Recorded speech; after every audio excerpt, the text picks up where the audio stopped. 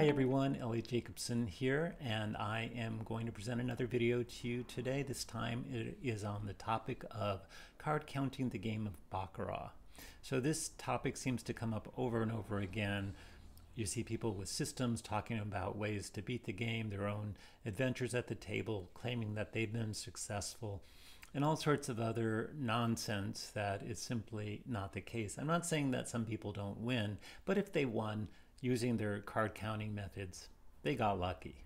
All right, so I want to talk about this, go through how to card count the game of Baccarat, what the win rate is, and yeah, let's just get started now. So I have this little PowerPoint I am going to present to you, and it is on the futility of Baccarat card counting. So, card counting. Look, if we're going to play a game where cards come out of a shoe, then that is going to be a situation where the house edge changes after every round. So whatever cards have been just played in a round are no longer available for the rest of that shoe. So there is a brand new house edge that you can compute based on the exact composition of the cards that are remaining in the shoe. And examples of games that can be card counted are blackjack. I'm going to put Baccarat in there, but I'm going to be realistic and tell you what those numbers are. There's some side bets and some novelty games as well. So what we're talking about here is computer perfect play versus card counting. So if we want to say that you cannot count cards in Baccarat, the important thing is to understand that card counting under no circumstances can beat computer perfect play. So whatever edge you could get, if you were allowed to use a computer at the table, is going to be greater than the edge you can get from card counting. Card counting is simply a way of approximating that edge because you're not allowed to use a computer at the table. So card counting is never as good as perfect play, and if we simply do a computer perfect play analysis, then that draws a firm line in the sand. You can't do better than this. And anybody who claims they are doing better than that is either lying, deceiving themselves, or just the victim of some sort of delusion. So computers are illegal in most jurisdictions, although I won't say that people haven't used these things online at times. So let's just go ahead and look at this perfect play analysis. So what we're going to do is imagine that we have a Baccarat player at the table who is allowed to use the full power of a computer that he happens to have on hand. And after every round, he's punching in the cards that were played, and he's recomputing the edge on the player, banker, and tie. And this person will only make a wager whenever one of these three wagers has an edge over the house. Other than that, he's just going to sit on his hands and do nothing at all. So when he does make that wager, we're going to assume that we have an extraordinarily well-funded player. So he's going to make $1,000 wager whenever he has the edge, and no wager on all other hands. So in this case, you notice that for the player bet, we're looking at a bet frequency of 0.181%. That corresponds to about one player bet every 552 hands. Now with 81 roughly hands in a shoe, we see we're talking about, what is that, every 7 shoes roughly, we're making a player bet. And then we have in real dollar terms, the win per shoe with these $1,000 wagers. Over the long run, we're going to win roughly 77 cents per shoe profit from perfect play against the player bet, doing this illegal thing of having the computer with us. And for the banker bet, you notice that we're betting it slightly more often, every 454 hands, but we're going to win slightly less. Again, I said it has a higher bet frequency but a lower average edge overall. So we're making about 73 cents per shoe, or about 89 cents per 100 hands. If you think that a shoe takes about an hour and a half then we're talking about roughly 50 cents an hour profitability for each of the player and banker bets. The tie bet, again, is substantially more profitable, but you have to be able to identify these very rare situations. And that's exactly what you see here, that it's even more rare to make a tie bet than either a player or a banker bet. But when you do make it, you have a substantial edge. So in those sorts of situations, if you could identify them, yes, right towards the end of the shoe, typically in very extraordinary circumstances, you can get a big edge, which is why we see this higher rate for the tie bet. Now, if we just summarize this then, the computer perfect Baccarat player will make about one wager every 7 shoes on the player bet, as I said before, one wager every 6 shoes on the banker bet, and about one wager every 8.5 shoes on the tie bet. So just imagine you are this player and a shoe is an hour and a half in length, and roughly once a day you're going to make, if you have a very long day, 8 or 10 hours at the table, you'll make a single player bet or a single banker bet. Maybe every 2 days you'll make a tie bet. So that's how rare these advantages are at the game. So such a player could clearly not exist. You would never, could you just imagine a $1,000 player, he stacks $1,000 chips in front of him and he sits there shoe after shoe after shoe typing in cards to his computer calculator, not making wagers, typing things in, not making wagers. Eventually that grand moment comes and he puts his $1,000 wager, and after all of that he's just making pennies.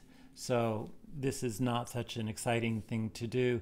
So again, if we're just talking about $1,000 wagers and we're just playing player and banker, well, player banker tie is $11.89, but if he's only making player and banker bets, which is a more typical situation, we're talking about $1.84 per 100 hands if no tie bets are made. So keep that number in mind, $1.84. That is the profitability. 100 hands is better on close to 2 hours. We're talking about $1 an hour.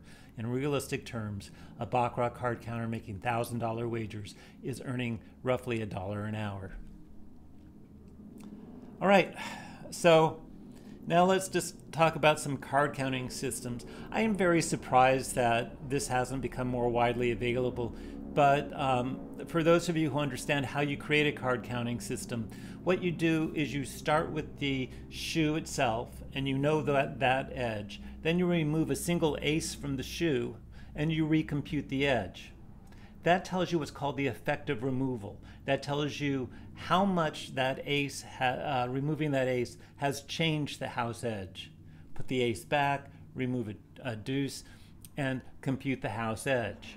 You see the new house edge, and that allows you to compute how much removing a 2 changes the house edge. You repeat that with all of the cards, 3, 4, 5, up to the 0 valued cards, and you get what are called the EORs, the effective removals, for every card. If that effective removal is a positive number, then it means that by removing that card from the shoe, you've moved the edge slightly towards the player's favor. If that EOR is a negative number, then you have moved the house edge slightly more towards the house. So this table on the left, we can see that we have the banker EOR. So the column EOR tells you the effect of removing each card. And you notice that in percentage terms, these are microscopically small numbers.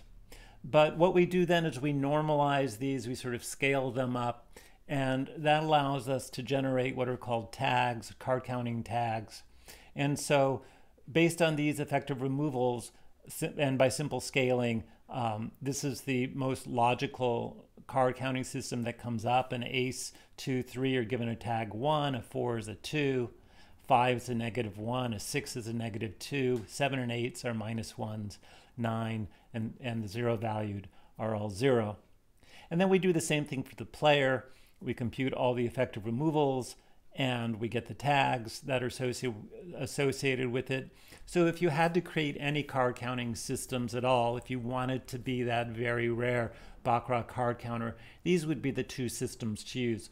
I just want to point out that 8s and 9s are there's someone out there who likes to tout that 8s and 9s are somehow significant cards to the game of Baccarat. They simply aren't, as you can see from these numbers. The most significant cards would be the ones that have the tags of 2s. So those would be the 4 and the 6 for the banker bet, and the player bet are really the most significant cards out there. But significant still means to the 4th decimal place, just microscopic. Any rate, once we have these card counting systems, we can then do our card counting simulation. So just like we did the perfect play, I ran 100 million shoes using these card counting systems, where whenever the card counting system predicts you have an edge, then you make the $1,000 wager. And if the card counting system does not think you have an edge, then you don't make any wager at all. So you just sit there card counting away. Maybe you have a partner, you're doing the player, that person's card counting the banker. And we see that, again, card counting is a weaker method than perfect play, so we wouldn't expect to make as much, we wouldn't expect to bet as often, and in fact, that's exactly what you see here. The bet frequency for the player bet using the card counting system is once every 878 hands, about once every 11 shoes, and your win per shoe has gone down to 41 cents, all right? It's dropped down. Likewise, bankers really drop significantly. We're only making a banker bet every almost 1,800 hands, and our win per shoe is just 10 cents. Again, that's with $100 wagers. So altogether, a card counter, if you could do both of these counting systems at the same time, or you had a partner to help you count these two things, you're making about 50 cents per shoe profit with your $1,000 wagers. And maybe you're making a wager every 2 or 3 days while you're sitting at the table busily card counting away with your stack of $1,000 chips. It sounds ridiculous. It is ridiculous. There are no Baccarat card counters. This does not exist. Anybody who claims there is a card counter is just either spouting nonsense on purpose, or they're just delusional. So that is the upshot on card counting. Players card counting, the player banker bets. Again, make a bet about every 11 shoes on the player bet, every 22 shoes on the banker bet. They're going to be winning at a rate of about 63 cents per 100 hands, 50 cents a shoe. All right, so all of that said, people do want to beat the game of Baccarat, right? That is the intention for the player side and for the casinos that want to defend the game. Hopefully you're not thinking that people are card counting your games. There are some real ways that are out there to beat the game. I mentioned end playing the tie bet. I will say this is not a particularly profitable method either. It is more profitable than card counting player banker, but it's still not substantially countable or profitable, and I wouldn't expect that anybody's really out there doing this, except possibly in extraordinary circumstances. One of the ways that people have made a ton of money on Baccarat as advantage players is if during the shuffle procedure they happen to spot a card, to see one card. This is a whole different topic, an exposed card in Baccarat, so I don't want to talk about that, but let me just say you can get a huge edge just by seeing one single card in a shoe. Edge sorting, Google Phil Ivey. I'll probably do a video at some point about my own experience as Phil Ivey's expert witness, but for now, just put this out as another method. May or may not be legal depending on your jurisdiction. I think that in the UK and probably certain casinos in the East Coast, you don't want to be edge sorting at all right now. So card count the pairs bet. The pairs bet is one of the most common bets in Asia that accompanies Baccarat. Highly countable, very profitable, very dangerous from the casino side, needs overprotection, and certainly something that anyone who is really serious about beating Baccarat should consider. There are other side bets. Typically, side bets in the United States are limited to $25 or $100 or some small amount. Internationally, that's not the case. And there are certain side bets that are just highly countable. They're just not well thought out. So I will just say that card counting other susceptible side bets is a much more profitable way of proceeding against Baccarat than trying to card count the main game.